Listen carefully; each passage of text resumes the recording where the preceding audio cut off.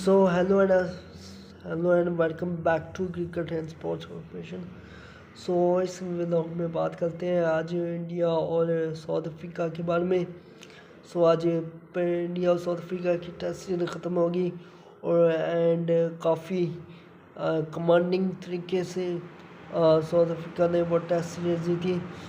Now will move to red ball cricket, white ball cricket, and the first ODI is played today, and the Rocco Virat Kohli and Rohit Sharma जोड़ी जो है वो तकरीबन 6 या 7 महीने के बाद आज खेल रही है.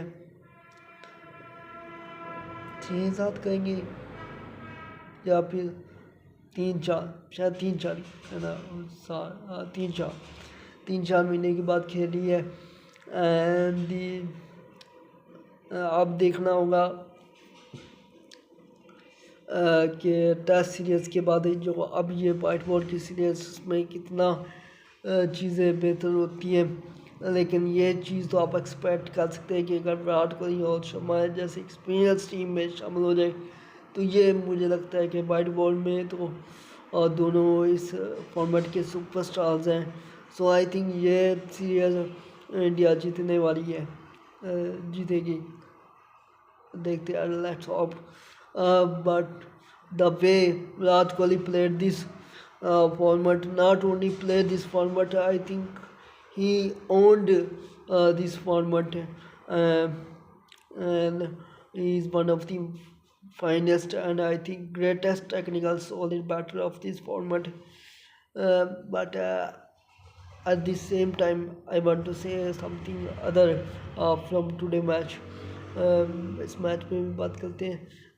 एट द सेम टाइम मैं जब विराट कोहली को अप्रिसिएशन करूँ, करनी भी चाहिए, ना भी करे तो हम, वो इतना बहुत बड़ा प्लेयर है, उसको इस वर्ष की वो मुताज नहीं है.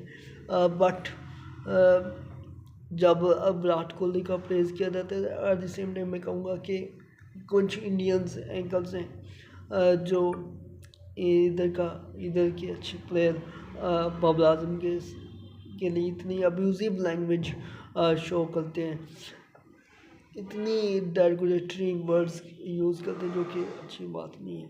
I am not comparing Virat and Babar.